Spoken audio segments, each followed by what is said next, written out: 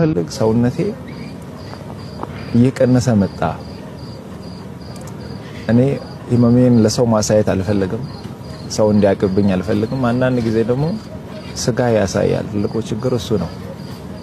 ጃኬት ብትደረብም ይታያል፣ ውስጥ ያሳያልና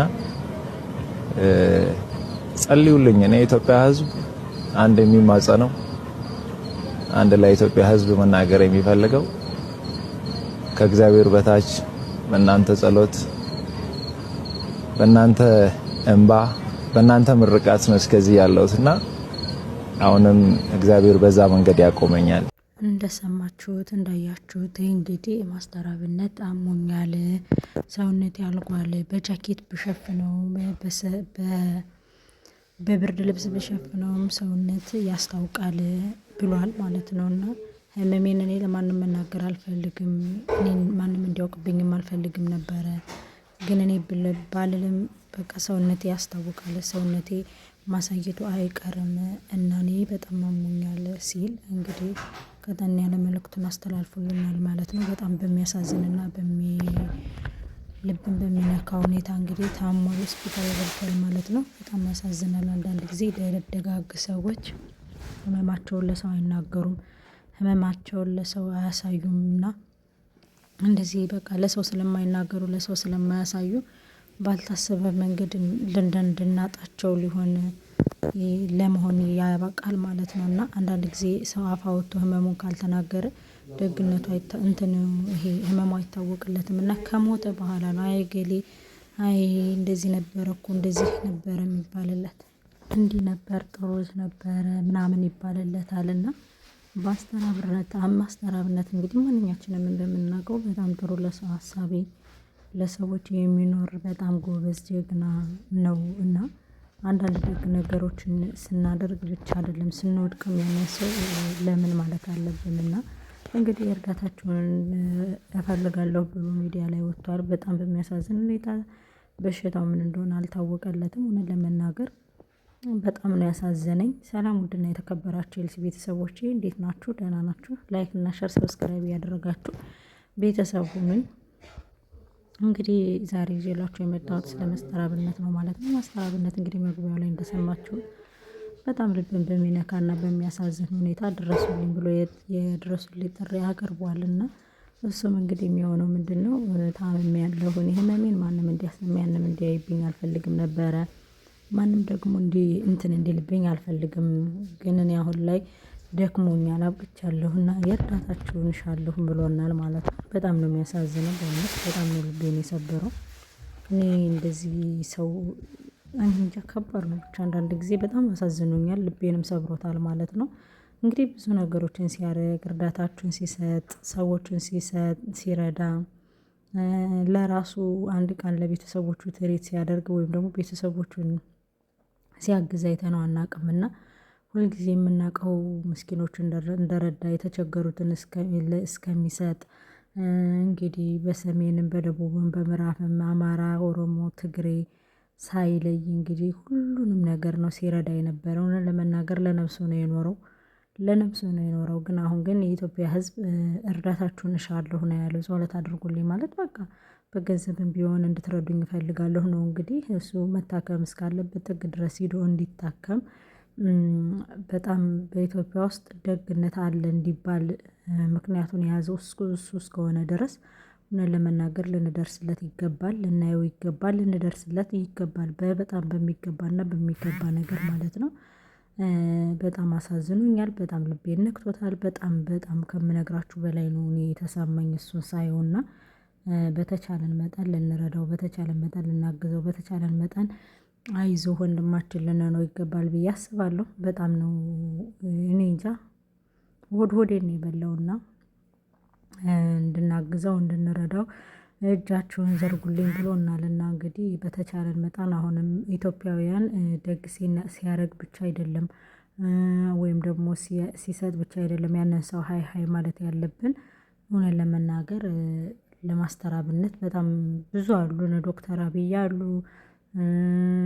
ማስተር አብነት አሉ። በጣም ደጋግ የሚያደርጉ ብዙ ነገሮች ብዙ ሰዎች አሉ። የእሱ ደግሞ ለየት የሚያደርገው በየቦታው ነው እና ብዙ ችግሮችንም ረሃብንም ጥማትንም ከማየቱ አንፃር ብዙ ነገሮችን አሳልፏልና በስተመጨረሻም እንግዲህ የእርዳታችንን ይፈልጋል። እንርዳው ለማለት እወዳለሁ። ላይክ እና ሸር ሰብስክራይብ እያደረጋችሁ ቪዲዮውን ተከታተሉ እና ማስተር አብነት በጣም በሚያሳዝን ሁኔታ እንደምታዩት ሆኗል ማለት ነው። ብዙ ስለረዳን ብዙ ስላገዘ ብዙ እንባዎችን ስላበሰ ዛሬ ላይ ከጎኑ ልንሆንለት ይገባል ማለት ነው። ለአብነት በጣም የሚያሳዝን ልጅ በጣም በቃ ለብዙዎች የደረሰ ሰው ነው እና አሁን ላይ ግን ምንነቱ ያልታወቀ በሽታ ይዞታል። መቀመጥም መነሳትም መብላትም መጠጣትም አልቻለም እና እርዳታ እንኳን ሳለ ስለምን ቁጭ ብዬ ነው እንጂ ማነው ተኝቼ ነው እንጂ ቁጭ ማለት አልችልም የሚል መልእክትን አስተላልፈውልናል ማለት ነው። የኢትዮጵያውያኖች ደግሞ ደግ ላደረገልን ሰው ቶሎ አንደርስለትም። የሆነ ነገር ካለፈ የሆነ እንትን ካለ በኋላ ነው የምንደርስለትና ልላችሁ ፈልጌ ነው።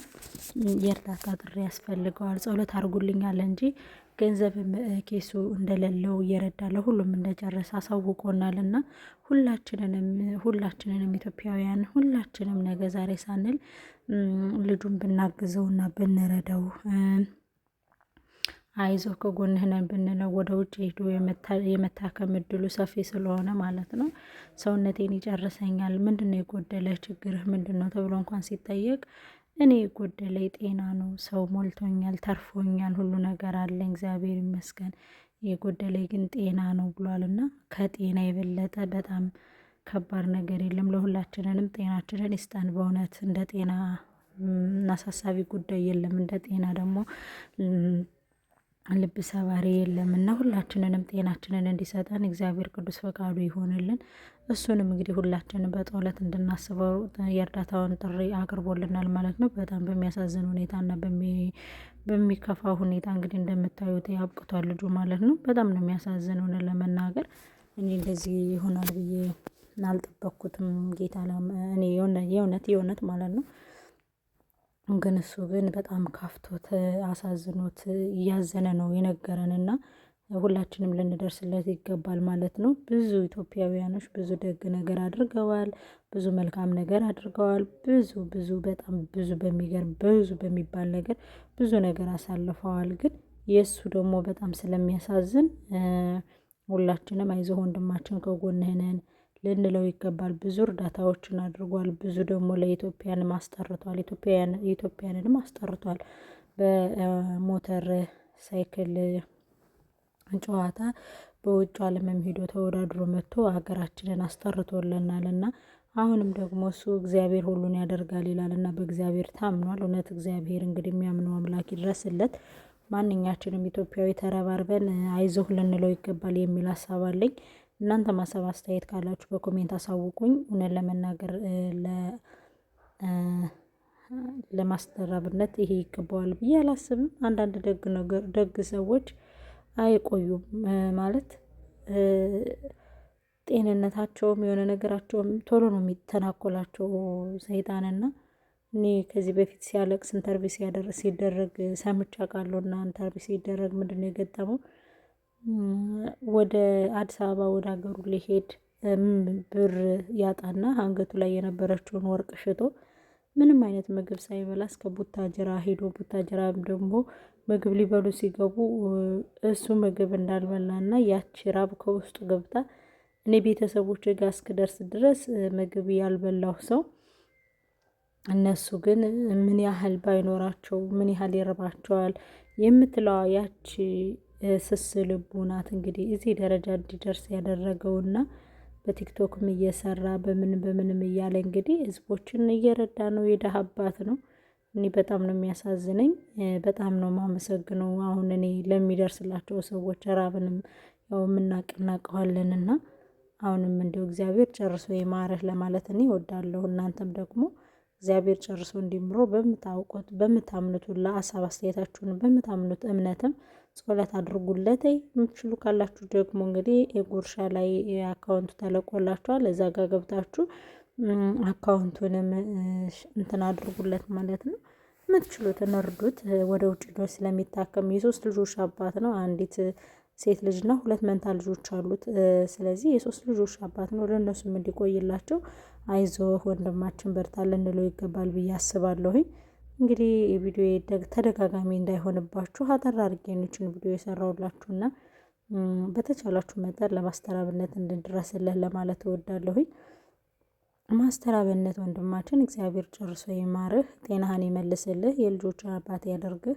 እኔ ሌላ ምንም አልልም። ላይክ እና ሸር ሰብስክራይብ አድርጋችሁ ለሁሉም